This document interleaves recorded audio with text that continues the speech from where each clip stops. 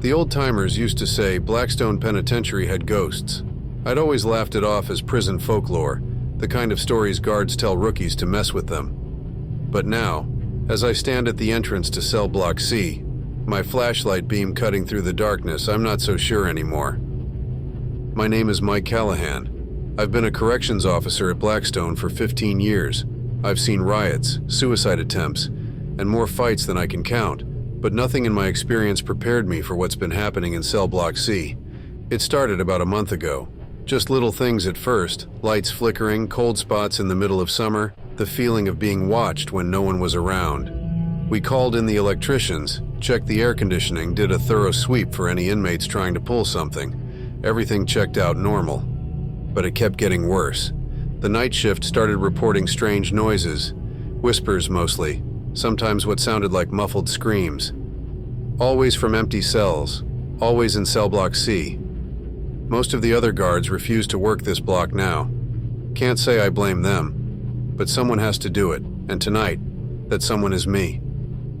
I take a deep breath, steeling myself, and step into the cell block. The silence is oppressive, broken only by the soft hum of the fluorescent lights overhead and the occasional cough or snore from a sleeping inmate.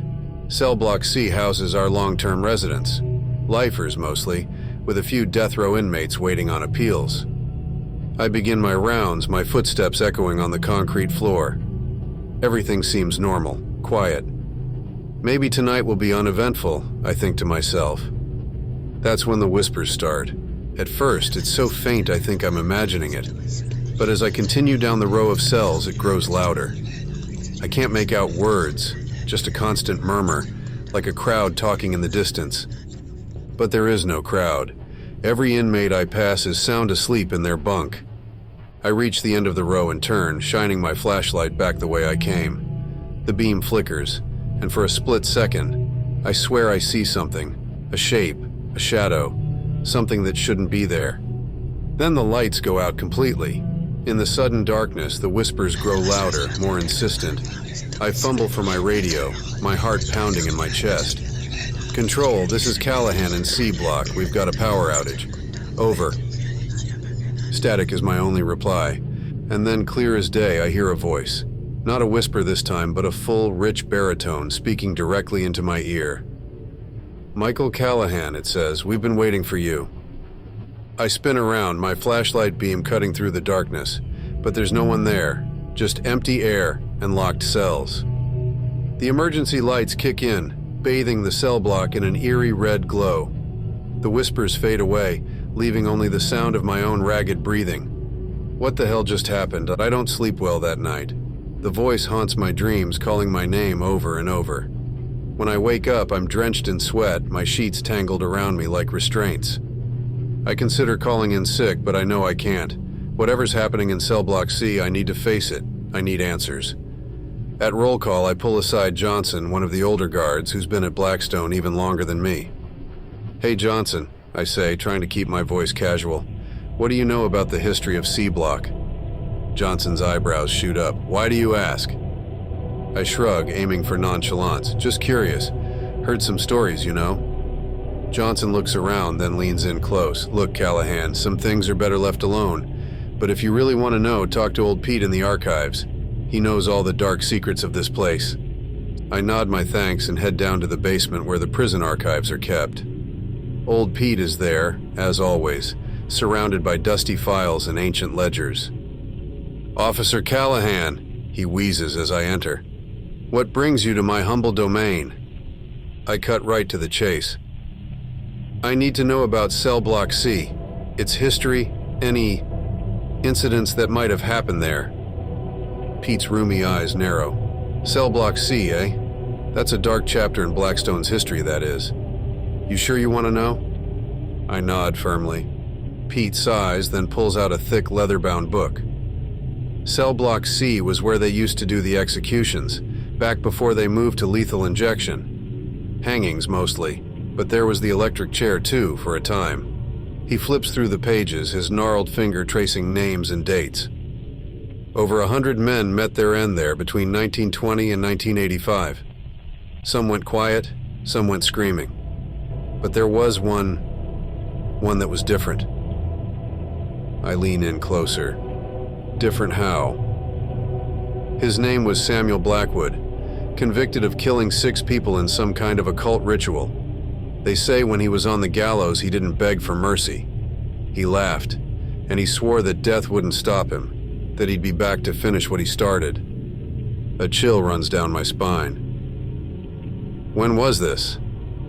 Pete squints at the page. August 15th, 1963, exactly 60 years ago today. I stumble back, my mind reeling. August 15th, today's date. There's more, Pete says, his voice dropping to a whisper. They say Blackwood knew things, dark things, that he could speak to the dead, control them even. And there are rumors that he left something behind in cell block C, something that would let him keep his promise. I thank Pete and leave the archives, my head spinning. As I walk back to my post, I can't shake the feeling that I've stumbled onto something much bigger, much darker than I ever imagined. And somewhere in the back of my mind, I hear that voice again. We've been waiting for you, Michael Callahan. The day drags on, each minute feeling like an hour. I go through the motions of my job, supervising meals, breaking up a minor scuffle in the yard. But my mind is elsewhere. I can't stop thinking about Samuel Blackwood, about his ominous promise.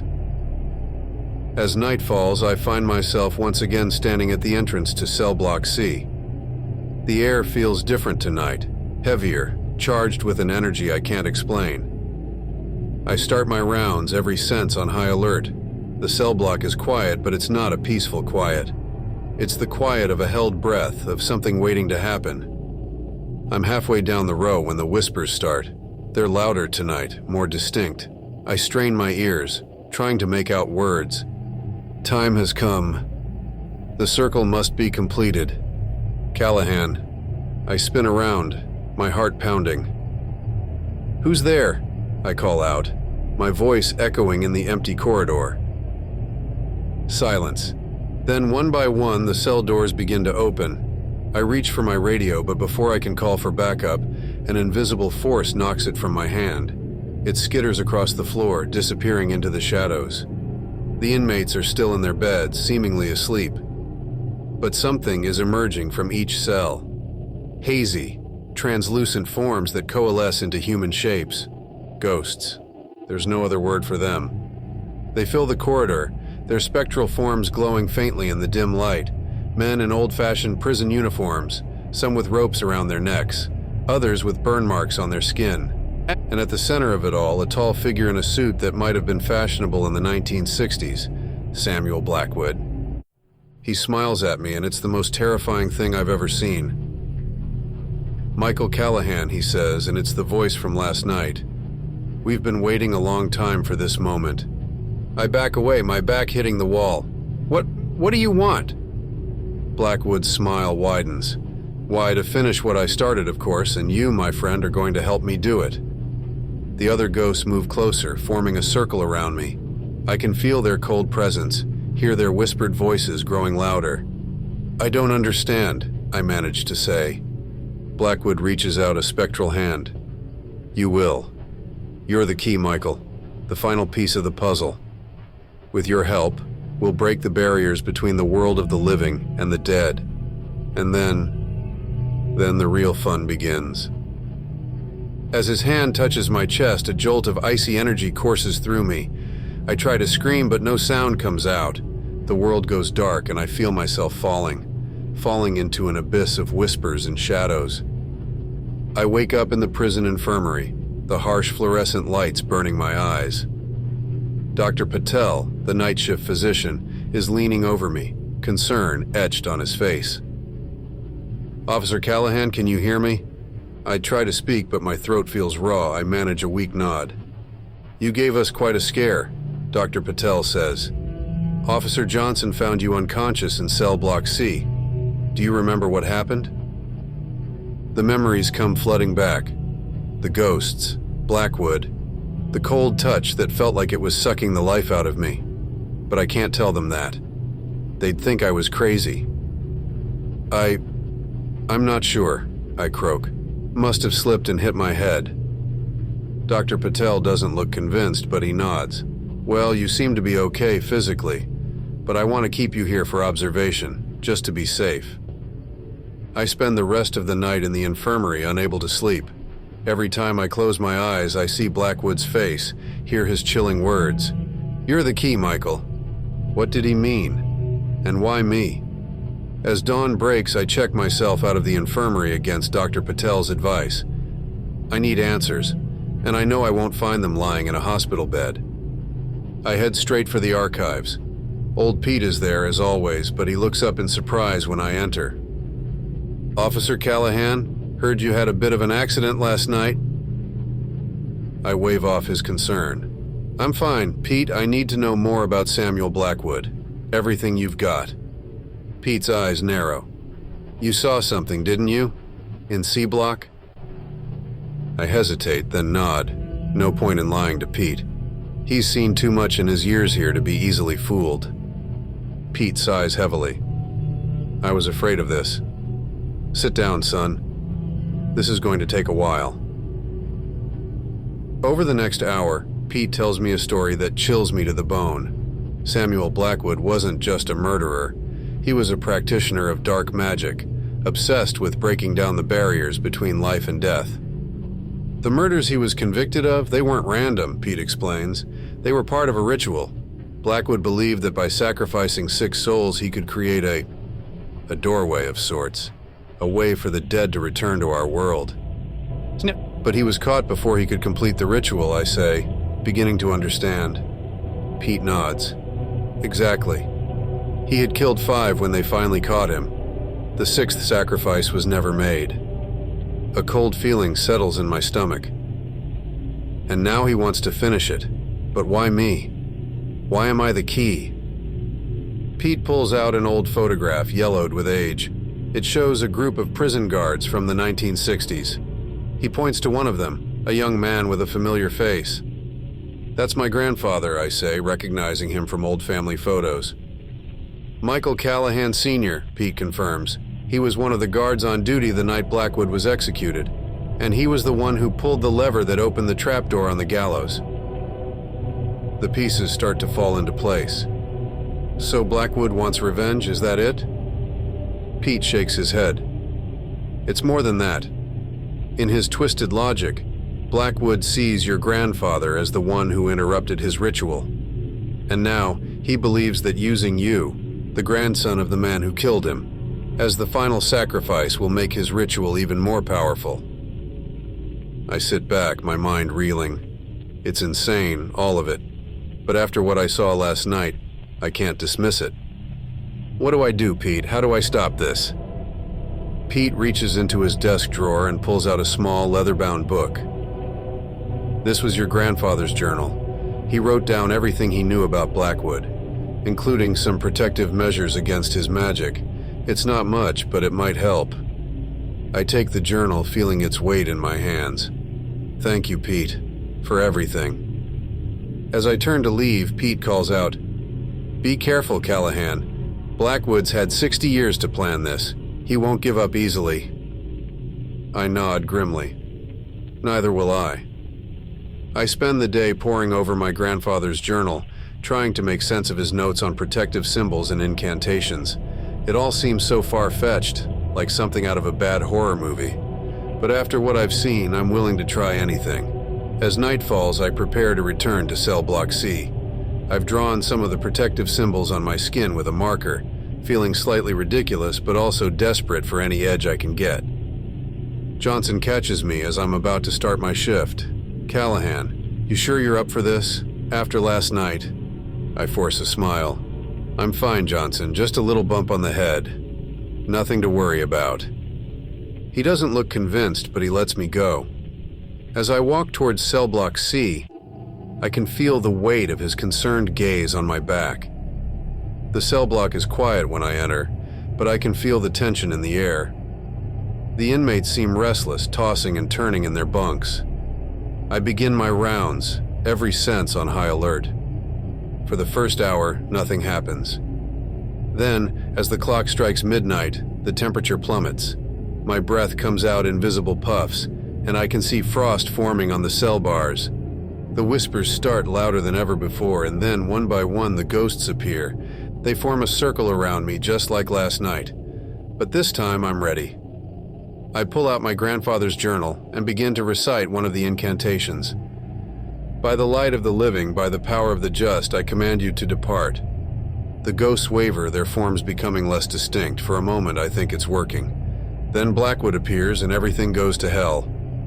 With a wave of his hand, he sends the journal flying from my grasp. It hits the wall and falls to the floor, pages scattering. "Did you really think it would be that easy, Michael?" he sneers. "Your grandfather's parlor tricks are no match for 60 years of accumulated power." He gestures again, and invisible forces lift me off my feet, pinning me against the wall. I struggle, but it's like fighting against steel bands. Blackwood approaches, his eyes glowing with an unholy light. "It's time, Michael. Time to complete what I started all those years ago. With your sacrifice, the doorway will open, and the dead will walk among the living once more." He reaches out, his hand glowing with dark energy. I close my eyes, bracing for the end. But it doesn't come. Instead, I hear a familiar voice. "That's enough, Samuel." I open my eyes to see another ghost standing between me and Blackwood. It takes me a moment to recognize him from the old photograph. My grandfather. "Michael Callahan," Blackwood snarls. "Come to save your grandson? How touching. But you're too late. The ritual has already begun." My grandfather stands firm.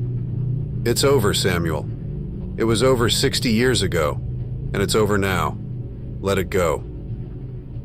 Blackwood laughs, a sound that sends chills down my spine. "Let it go? I've waited 60 years for this moment. I won't be denied now." He lunges forward, dark energy crackling around him. But my grandfather is ready. He meets Blackwood's charge, and the two spectral forms collide in an explosion of light and shadow. I fall to the ground, the invisible bonds holding me suddenly gone. Around me, the other ghosts watch the battle, their whispers rising to a fever pitch. My grandfather and Blackwood grapple, their forms shifting and changing as they fight. Light against dark, good against evil, locked in a struggle that seems to bend the very fabric of reality.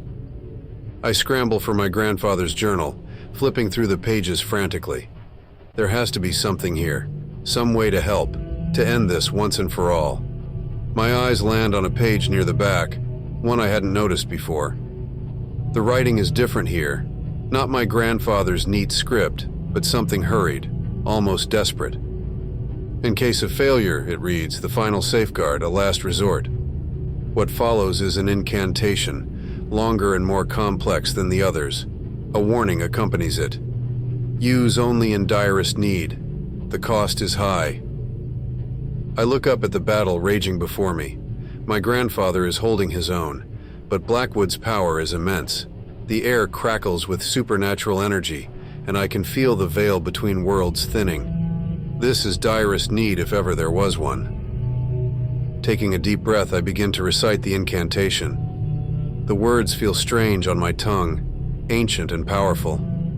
As I speak, the temperature in the cell block drops even further. Frost creeps across the floors and walls, and my breath comes out in thick clouds. Blackwood turns towards me, his eyes wide with recognition, and, "Is that fear?" "No," he roars, "and stop him." The other ghosts move towards me, but my grandfather intercepts them, holding them back. "Finish it, Michael," he shouts. "Don't stop, no matter what." I continue the incantation, my voice growing stronger with each word.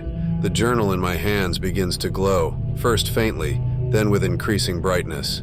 Blackwood breaks away from my grandfather and lunges towards me, his face contorted with rage and desperation. But before he can reach me, a blinding light erupts from the journal. For a moment, everything is white. I can't see, can't hear anything but the pounding of my own heart and the final words of the incantation echoing in my mind. Then slowly, the light fades. The cell block is empty. No ghosts, no Blackwood, no supernatural frost or whispers. Just me, the journal, and the confused faces of inmates peering out from their cells, awakened by the commotion. I slump against the wall, exhausted beyond belief. Whatever that incantation did, it worked. The oppressive feeling that had hung over cell block C for so long is gone, replaced by an almost peaceful quiet. But as the adrenaline fades, I become aware of a burning sensation on my chest. Pulling down my collar, I see a mark there, like a brand. It's the same symbol that was on the last page of the journal.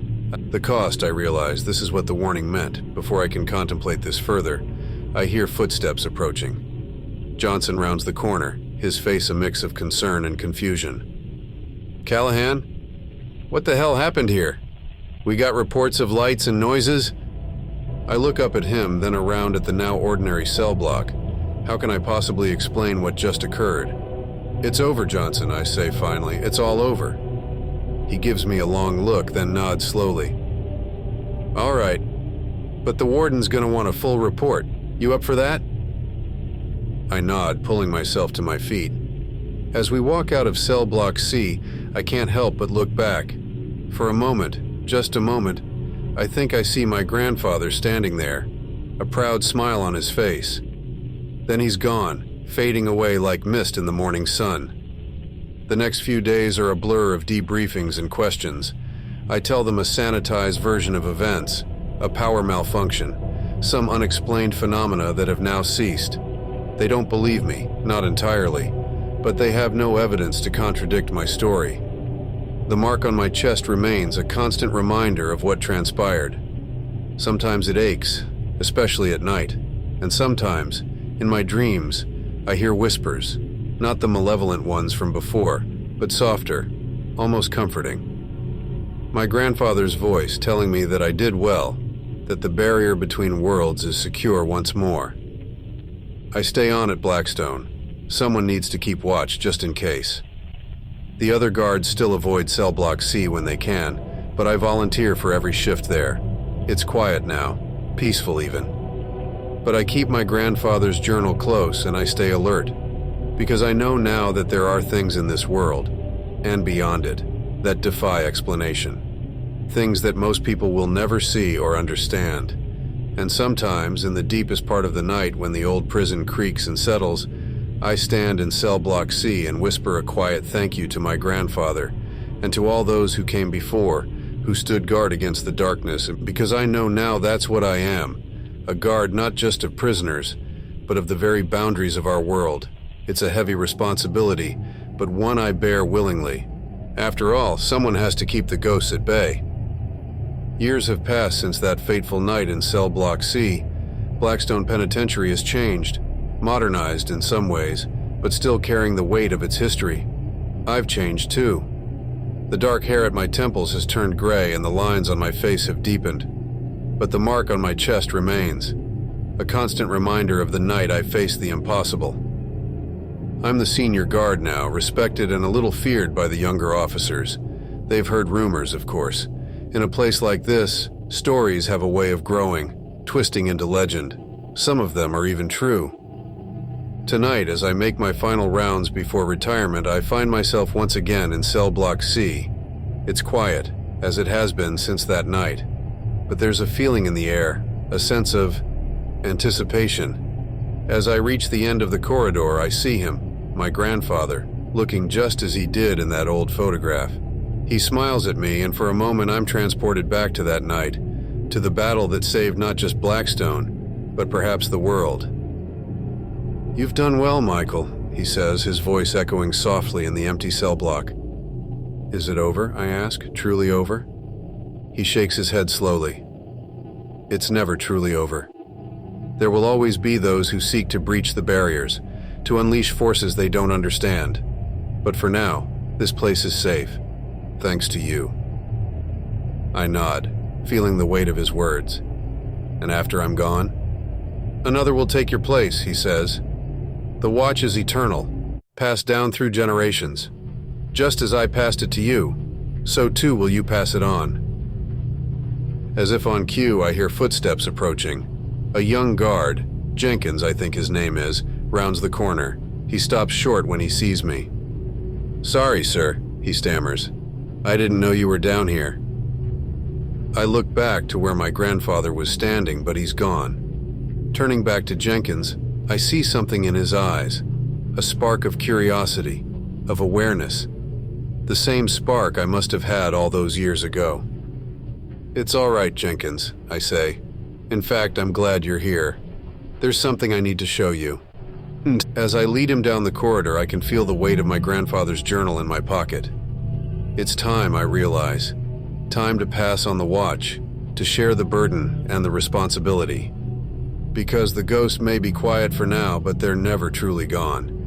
And Blackstone will always need a guardian, someone to stand watch in the night, to keep the darkness at bay.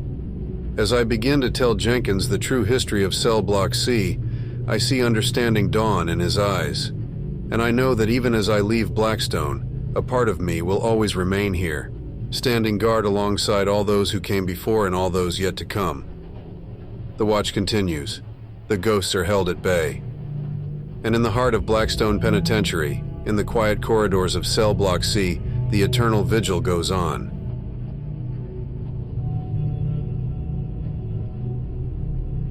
If you have enjoyed this story, please subscribe and leave a like. Please suggest some ideas for future stories that you would like to hear. Thanks for listening.